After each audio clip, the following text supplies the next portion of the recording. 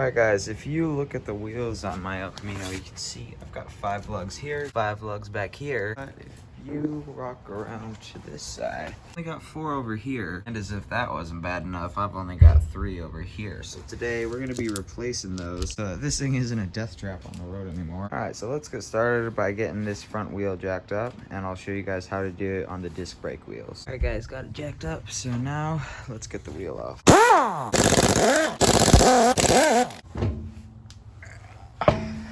And here we go. I can feel my pad rubbing. I think my rotor's bent. Well, that's another job for another day. For now, let's make it so I can actually drive the dang thing. Alright, so now we gotta take off the caliper, and we got these 2 bolts back here. And then I'm gonna have to give this a couple smacks with the rubber mallet. Oh, she's tight. Let's try smacking it out.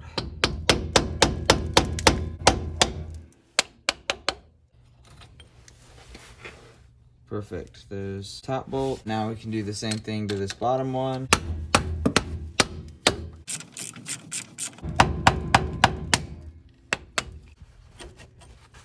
Sweet. There's the second one. Now our caliper should slide off.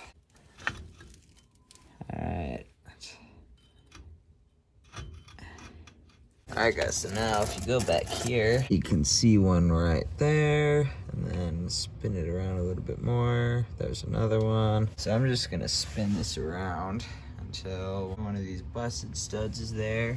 I can see it back there, so now just gotta punch this out. Alright, you can see it starting to come out now. Alright, I need to keep this rotor from moving, so I'm just gonna stick these drivers in here so it can't move.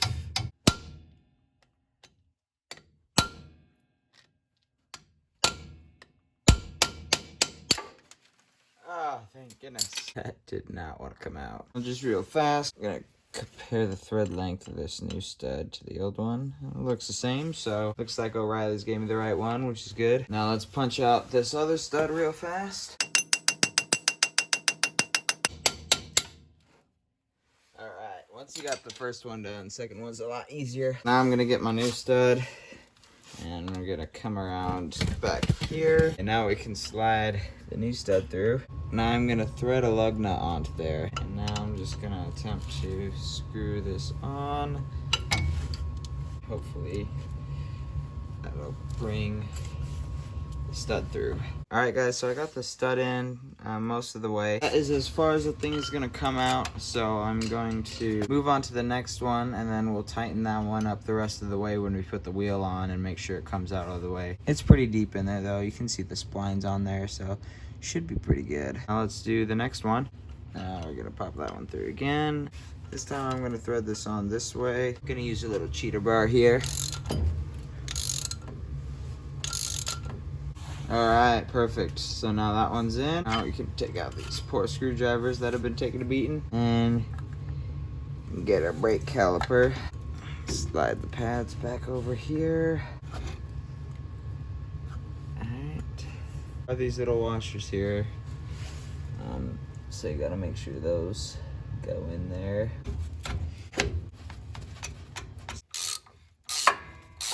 So now I'm gonna do the top one. Alright guys, so now it's all on there, spins, and yeah.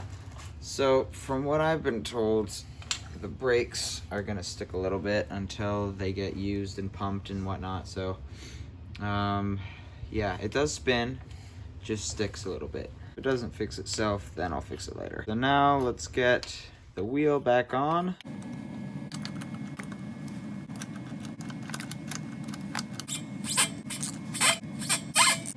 Now I'm just gonna drop the jack.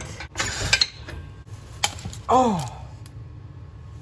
Gosh dang it. Looks like I'll be replacing another stud. Alright, well, they're tight now. Gotta replace another stud, but that's fine. That off camera because I already showed you guys how to do it. So now, let's move on to the rear. Alright, let's take off this wheel.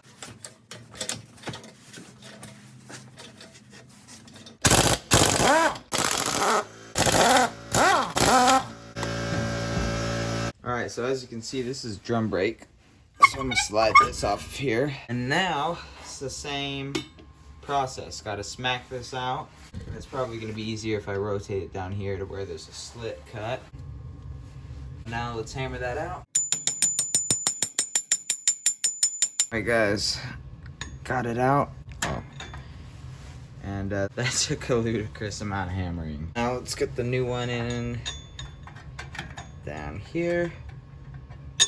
So now what I'm gonna do is I'm gonna use the same method to get this thing on as I did with the other ones. Just gonna screw on the lug nut and have it pull the stud through. Gonna have to put it in first gear. There we go.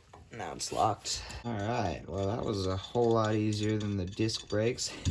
Yeah, drum definitely made my life a whole lot easier. Let's get this back on. Perfect. Now we can just pop the wheel back on.